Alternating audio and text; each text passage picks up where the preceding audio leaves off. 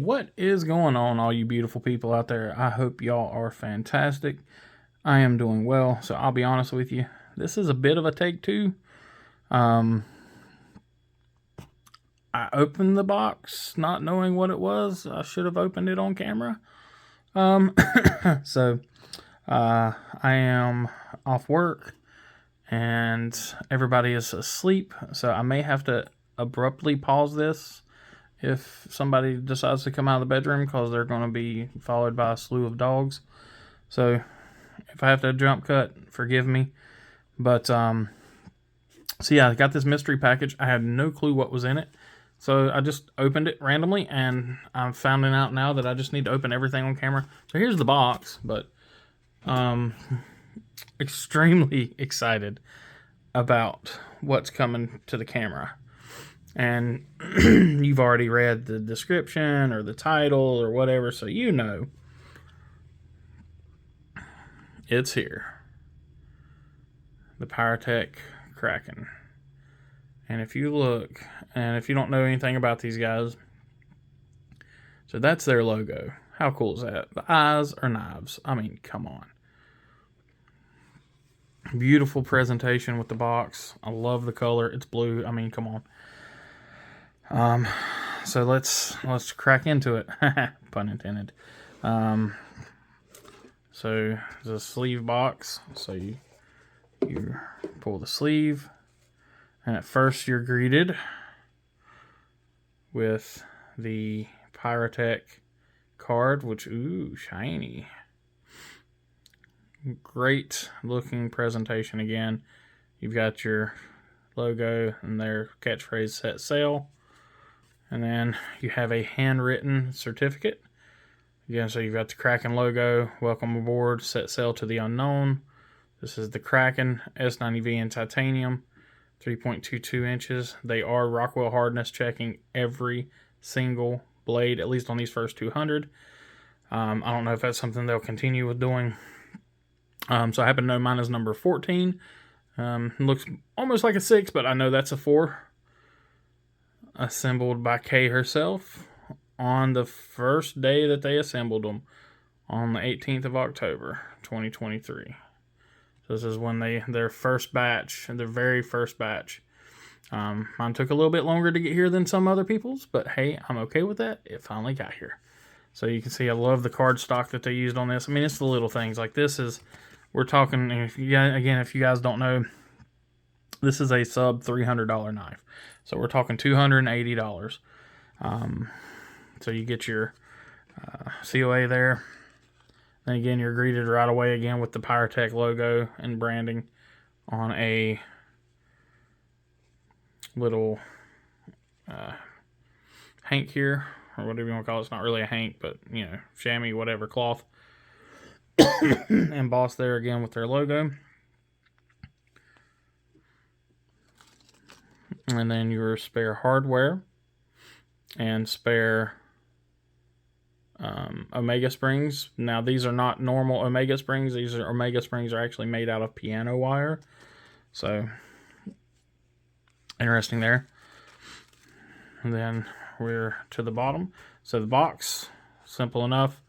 Just some beautiful matching paper leaf things down in there, which I'm cool with that.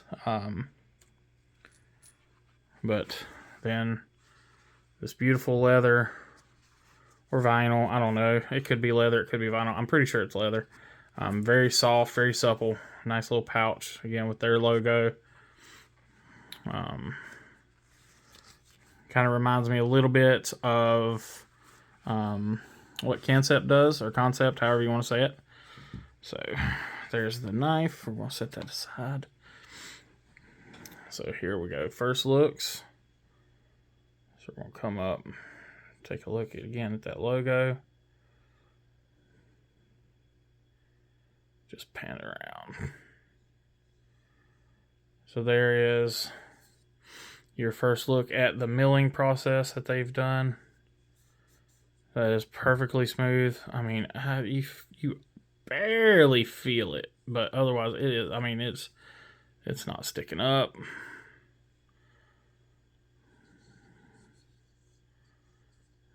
barely feel, I mean, there's just barely enough there for your nail to catch on there on the edge.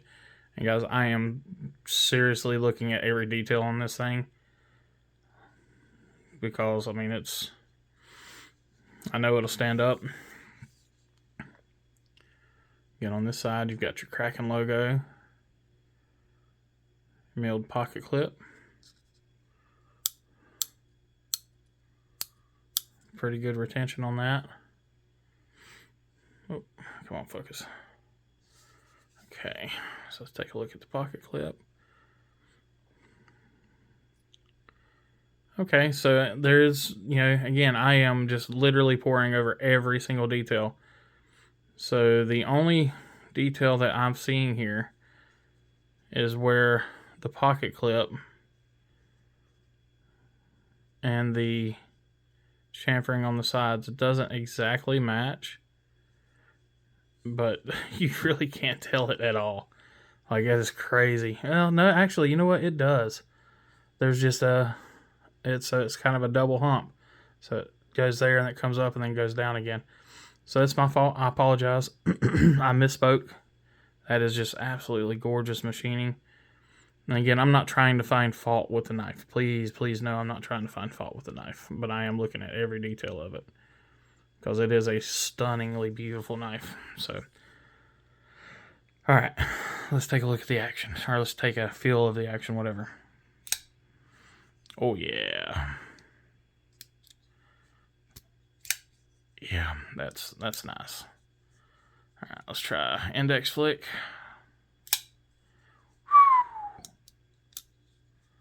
Yeah. And let's try middle finger flick. Yep. Man, listen to that. Just got a thwack to it.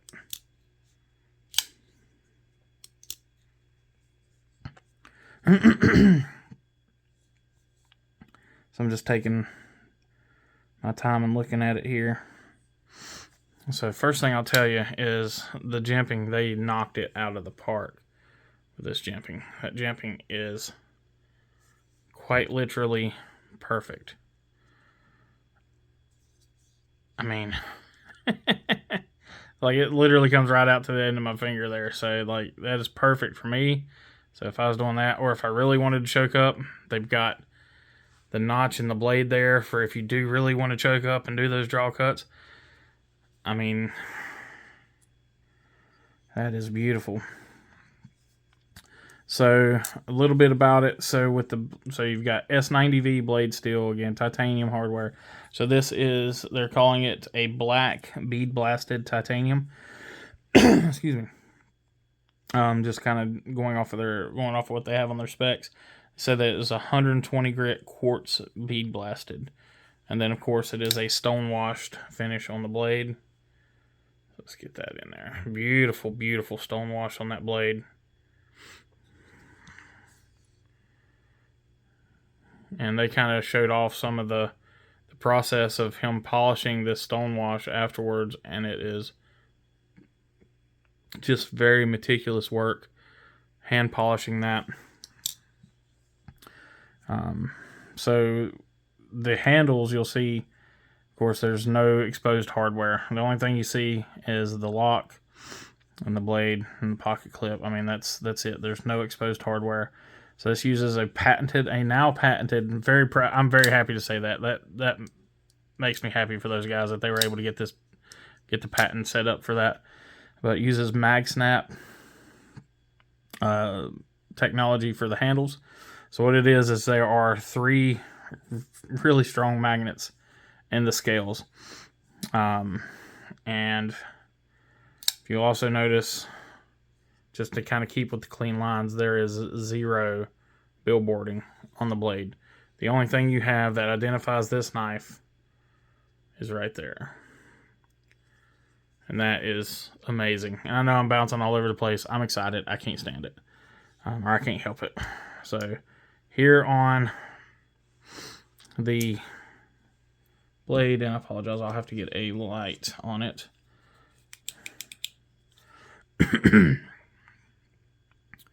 So you have the marking for S90V there. And then if I'm not mistaken, yes, okay. The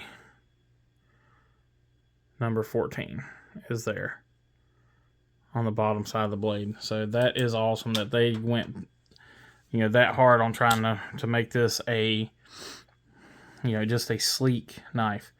So the mag snap system, basically, you know, the scales are held on with magnets. So, you know, I mean, they don't just fall off, you know. I'm actually I've heard that they can be a little tough to take apart for your first couple of times, so I'm going to try. I've heard that the best thing to do is just kind of put your thumb on the thumb stud and then pry with your other fingers. Yep, so sure enough. So that makes it very easy to do. You've got, again, for these first 200, I believe they are individually serializing the scales. And then you'll see on the inside here that, there you go, there you can see it, 0, 1, 4. So the number 1 is the first run, of course. But then once you got your scales off, so you can see the inside of, again, the inside of your scales, they're hollowed out where your screws go. So you got your pivot screw location, your 2 body screws. Then you have your 4 magnets. So there's 4 magnets. On this side, you have your filler tab. So they did all this and made it lefty friendly, which is amazing because the crossbar lock is probably I'd say it probably is the most lefty friendly lock type. So no exposed screws and still lefty friendly thanks to this. So the pocket clip can switch sides, and this filler tab, just look at the machining that is. So it's got a ledge here and then 2 smaller ledges on either side, and then it is, again, just milled out here, just all milled titanium. And that just snaps in. I mean, it literally has an audible snap when it clicks into place. And then on the pocket clip side, so you'll see there, you've got your T8 hardware all around again. So you have 1 T8 screw here that holds your pocket clip on. And you can remove that screw, take your pocket clip out, switch it over to the other side. And if you look, actually, you know what? Let me just show you. So we will go ahead and remove this screw. Oh, come on, let's take it.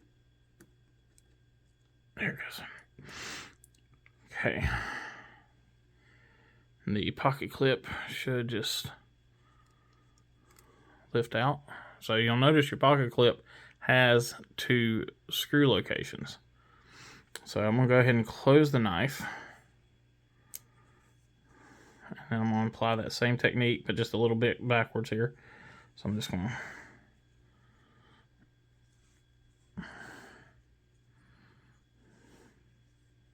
hold the blade and just press and pull that way. There we go.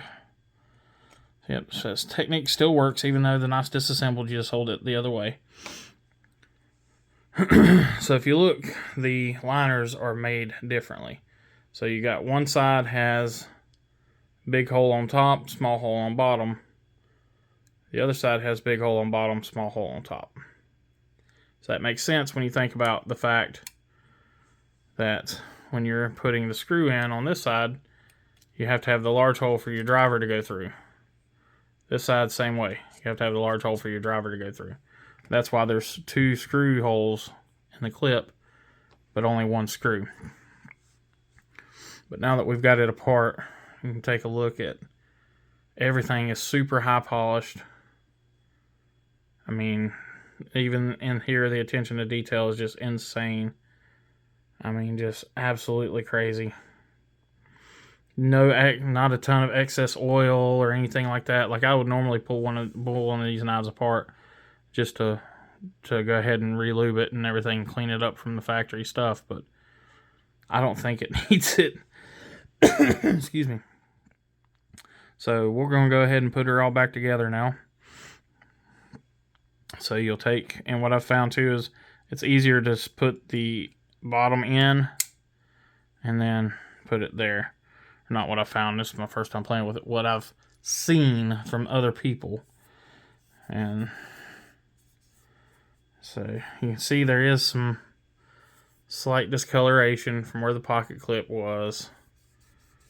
But that's just, literally that's nothing. That's just from where it's been handled in the factory with the pocket clip there. You see now that I've put some oil on it, it's all good. So we will take, and again, just slide your pocket clip in. And I will take and get my little screw here. Because even though I'm left-handed, I do not carry my knives left-handed.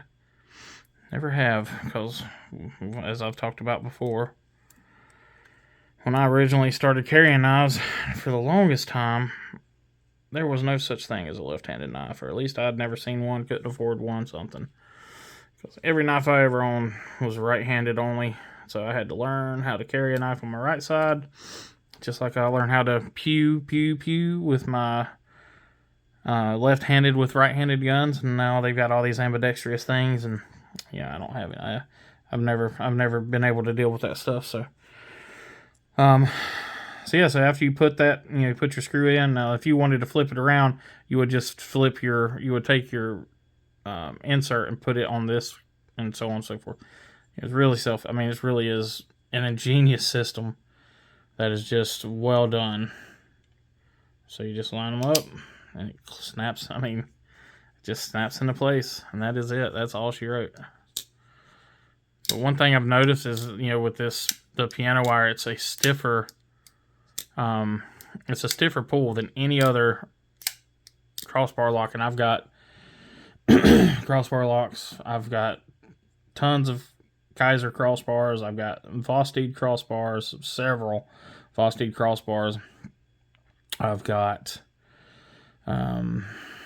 I've had the original, or had all the original, the Benchmade, crossbar locks. I've had Hogues. I've had, I've had a couple of concepts. I've messed with just about all of them, and this is, and I'm not kidding, the best one I've ever felt. And that takes a lot for me to say, because I'm a huge fan of somebody else's crossbar locks, and this, I think, is done the best I've ever seen. That's amazing work. Kay and Damon,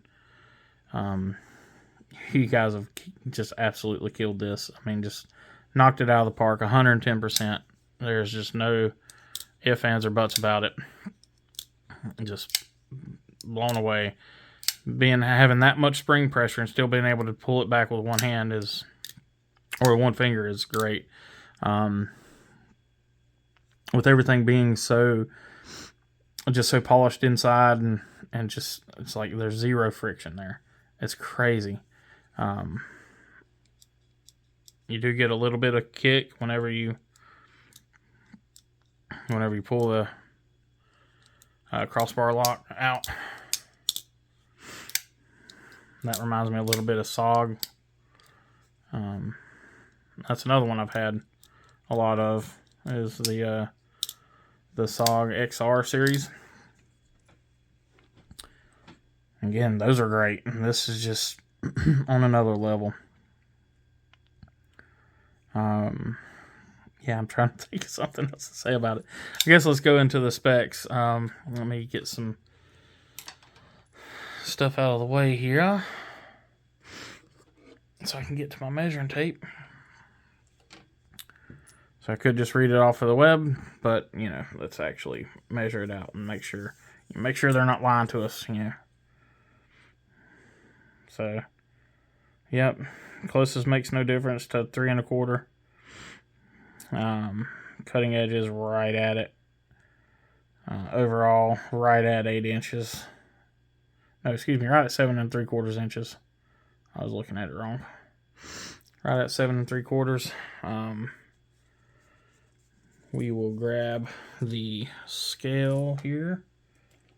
Again, I gotta just move some crap because I've been doing unboxings and testing videos and all kinds of stuff and trying to get some different content out for you guys.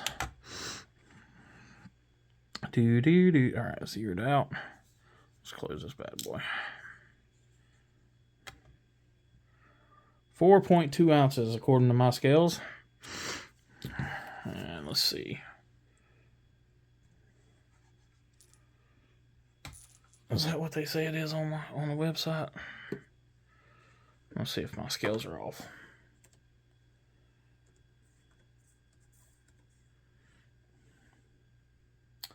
They say 4.16 ounces, so their scale is a little more accurate than mine. All right, let's go back to the blade. So taking a look here at the grind. So your plunge grind is something that I like to see. This plunge grind comes all the way in all the way to the scale. Now it is a thumb stud knife, so your fixed angle sharpener is going to have a little bit of room that it's got to get around. I'm sitting there flipping you guys off. I'm sorry. Let's use a Be Kind, Stay Wild sticker or business card. So you've got plenty of room. So if I line it up to the other, I like having these good visuals here. So if I'm lining that up against the other thumb stud, you can see how much room you've got to sharpen. So how much you've got, just a little bit, probably 1/8 of an inch there of room before you bump up against that thumb stud. So if you don't want to mar up your knife, you don't want to worry about it, you might want to put some masking tape on that thumb stud and probably on the edge of your scales, or since it's so simple, remove your scales altogether. I don't know, you'll be coming from this angle, so it'd be centered up here. So if it's centered up there, so I don't know, you might be at more of an angle than that, so you might be at more of an angle, so you may have more than that. You may have 1/4 of an inch. Sorry, I'm off camera. You may have 1/4 of an inch. I'll have to set it up one day and see. But it is S90V. S90V is not fun to sharpen. It's not terrible, but it's, it's right up there with good D2. Good D2 is a pain in the hind end to sharpen, and you don't have to sharpen it that often. That's, S90V is kind of the same. It's not something I look forward to sharpening, but you don't have to sharpen it very often. So, again, guys, y'all killed it. You got your milling for your thumb studs. I mean, it's perfect. I mean, that is very well thought out. That is right there in the line where you want it. I mean, even if you come in from the side, you've got plenty of chamfering there. Same thing for your reverse flick. For me, I do my index finger flick on thumb studs a lot, just because I can grab it in kind of that sweet spot. So again, it's the same thing. And then the pocket clip is got enough of a raise to it that you can actually use it as a landing pad for your fingers, and it just works. So I knew I was going to love it.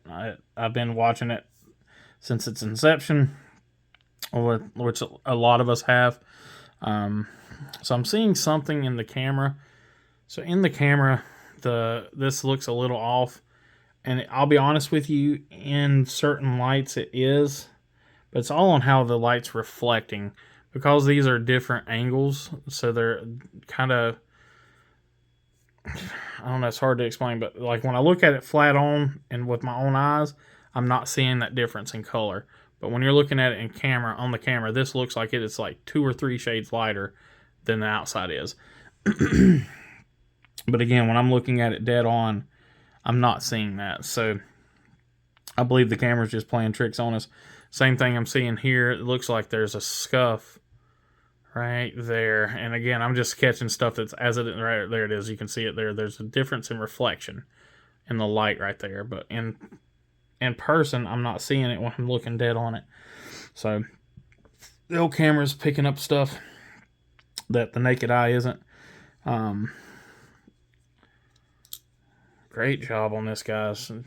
Damon and Kay, you guys did amazing. I love the logo there. I mean, the way you milled that out and left the eyes, full mill. Just milled out around them.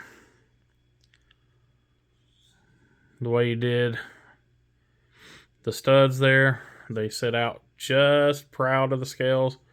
And then, they're very well done. Just everything was super well thought out. You can tell knife enthusiasts made a knife. Anytime a knife enthusiast makes a knife, you can tell. And Damon is definitely a knife enthusiast. Again, just being able to have that landing pad for your hands, it's so well done. I can't describe it enough, or I can't talk about it enough, because it really is, and because it's not a wimpy little pocket clip, it actually has some substance to it. It doesn't move on you. So you can use that pocket clip to hold on to the knife. For me, I've got chubby, fat, freaking little hands, and sometimes it's hard for me to hold on to a knife. Hard for me to manipulate a knife the way everybody else does. So that's why it took me forever to reverse flick a knife. And now I've been doing it. I mean, I've been able to figure out, kind of when I pick up a knife, I know how I need to hold it to be able to reverse flick it. But with this knife, it was almost instantaneous. I mean, it's, like I said, even for the middle finger flick, which on thumb stud knives is a little more difficult for me. But that that ring finger flick, index finger flick, excuse me, is stunning on this knife. Yeah. I think that about covers it. Again, I am so happy to be part of the founding members for Piratech, excuse me. Couldn't be happier to support two great people. I got to meet Kay and Damon at Blade Show this year. Super awesome people.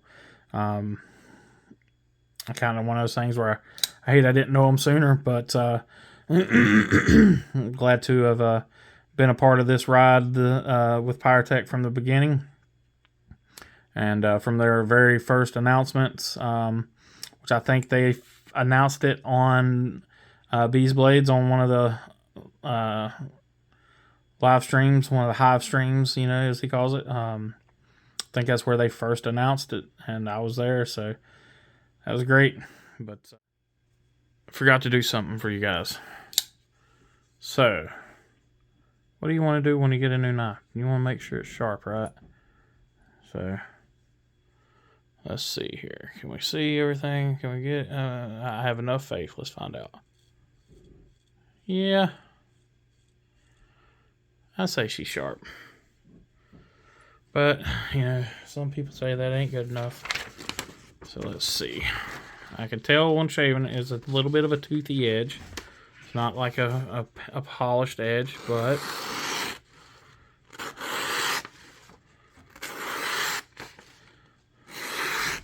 she's sharp. Appreciate everybody for watching. And as always, guys, be kind, be humble, and be EDC. Y'all take care.